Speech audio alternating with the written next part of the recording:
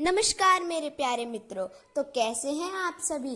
तो आपका स्वागत है मेरी इस वीडियो में। तो आज हम अपनी इस वीडियो में इंदिरा एकादशी के बारे में बात करेंगे।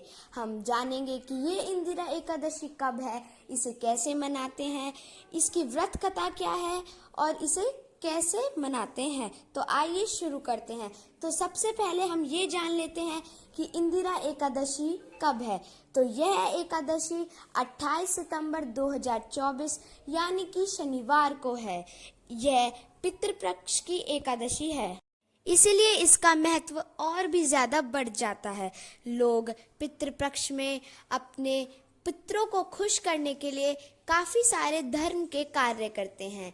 वह जैसे कि भूखों को खाना खिलाना, गरीबों में कपड़े, बुक्स, पैसे आदि बांटना और कई सारे धर्म के कार्य करते हैं, जिससे कि उनके पितृ बहुत ज़्यादा खुश हो जाते हैं।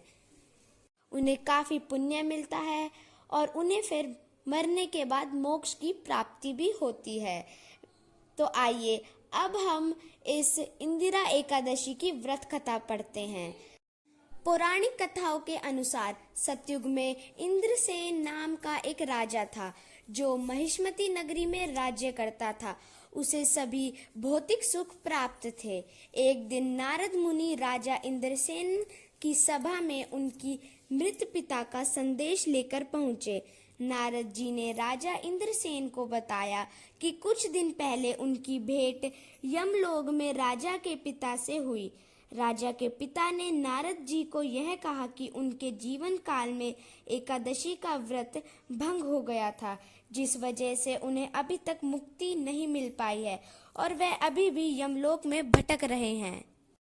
यह संदेश सुनकर राजा बहुत ही दुखी हो गए और उन्होंने नारद जी से अपने पिता को मुक्ति दिलाने का उपाय पूछा, जिसका हल निकालते हुए नारद जी ने बताया कि अगर वह अश्विन माह में पड़ने वाली इंदिरा एकादशी का व्रत रखते हैं तो उससे उनके पिता को सभी प्रकार के पापों से मुक्ति मिल जाएगी, साथ ही वैकुंठ धाम में स्थान प्राप्त होगा। इसके बाद राजा ने इंदिरा एकादशी व्रत का संकल्प लेकर भगवान विष्णु की विधिवत पूजा की। साथ ही राजा ने पितरों का श्राद्ध किया, ब्राह्मण भोज और उनके नाम से क्षमता अनुसार दान पुण्य भी किया, जिसके परिमाण स्वरूप राजा के पिता को मुक्ति मिल गई और उन्हें मोक्ष की प्राप्ति हुई।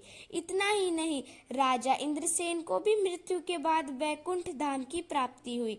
यही वजह है कि आज भी लोग इस व्रत का पालन भाव से करते हैं। तो यह थी इंदिरा एकादशी व्रत की कथा, और जब भी आप इस व्रत को करें तो इस कथा को जरूर सुनें। इस कथा को सुनने से आपको भी कई सारे फल प्राप्त होंगे। धन्यवाद। मेरी इस वीडियो को लाइक करें, शेयर करें, ज़्यादा से ज़्यादा मेरे चैनल को सब्सक्राइब करें।